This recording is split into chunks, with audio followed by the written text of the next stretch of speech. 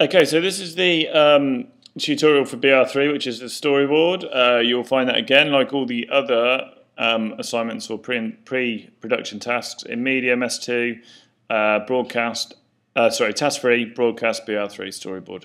So what is a storyboard and why do we need one? Well, firstly, a storyboard is basically a plan of the video production piece or text that you are creating. And we need this so that we can set up the shots that we want to use, we can plan for what we need to take, and so that our story or the film or our text will follow and include everything that we require in order to meet the requirements. If we didn't use the storyboard, the problem would be that, and we didn't write a plan, is that we would film lots and lots and lots of footage, and really maybe 4/5 of it would be useless because we wouldn't have thought about the shots that we wanted, the music, the sound, location, camera movements, etc, etc. So basically we do a storyboard because we want to do a plan, and also so that we can create our production piece as quickly as possible with as little takes. And also we use a storyboard once we've created our piece and we've got our footage, we can use that to edit together our film or text on the computer, and we'll easily know, and we'll be able to do it quickly, and we'll know what sort of effects we need to use, etc, etc.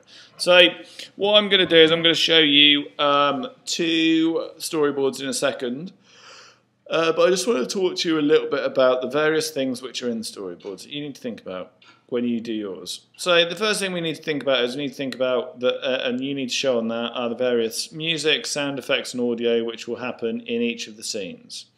Now, the storyboard is broken up into scenes, therefore we need to note this information down.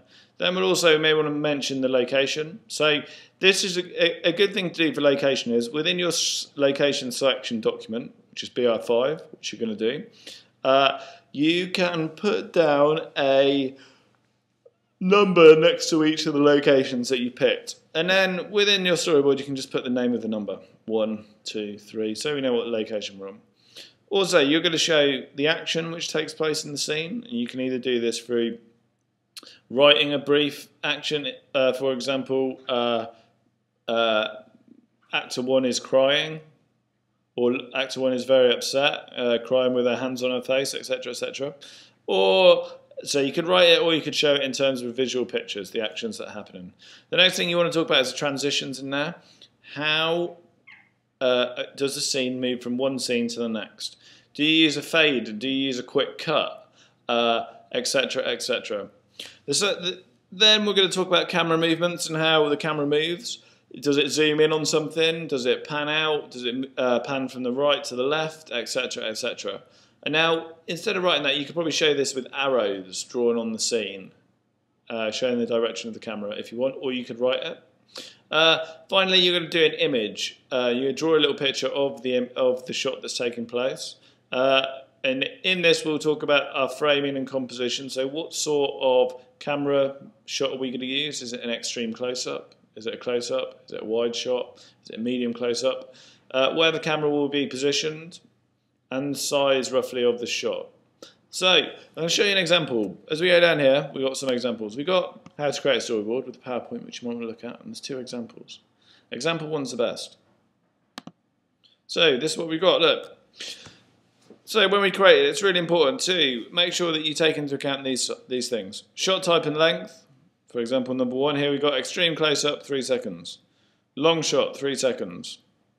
Close-up, 4 seconds. We'll make sure that we've got a title of our sheet, length of the board, and the name of the board. So sheet 1, title, what it is, pre-title sequences, how long it is, 25 seconds. Next thing, number 3, camera movements. So here, the arrow represents the camera moving around in a circle. Here we go, we've got a camera represented as zooming in on this face.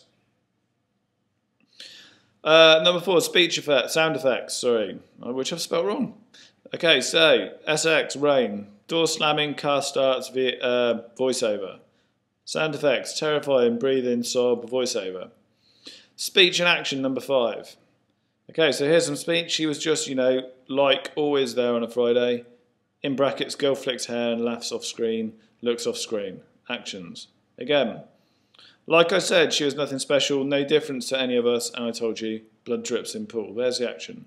Number 6, picture of the scene. Moving on to... Okay, so, and we can see, another thing that I actually forgot to mention on here is that we've actually probably got some transitions, and you want to mention the transition here, moving between scene to scene, which isn't on there. So there's one example for you. The other example, if I load up here, let's have a look, is a bit different, but includes the same sort of thing. So we've got a picture. Okay, we've got the camera moment, but we've got this written in writing terms. So face up on eye popping, pupil dilates, camera slowly dollies back as the creature looks around, blinks and moves out of frame. Rack focused on another Nanotosaurus transversing this type of forest. So again, telling us a bit about the shot, what's happening in the scene. Now it's up to you which one you go for, which one you decide to use. If I were you, I like this storyboard. I think that, you know, it is, I just think it's easy to find the information that you need and the way it's been set out. But, excuse me, you can pick the style that you want. You'll need to create this template, so you're going to need to create it on Word or on Excel, on Word, and add the information in. Probably the best thing to do would be to create it on Word, print it out, draw in, write in the information, then scan it for me and upload it. You're probably going to have a few different sheets for this. So that's the end of the storyboard tutorial.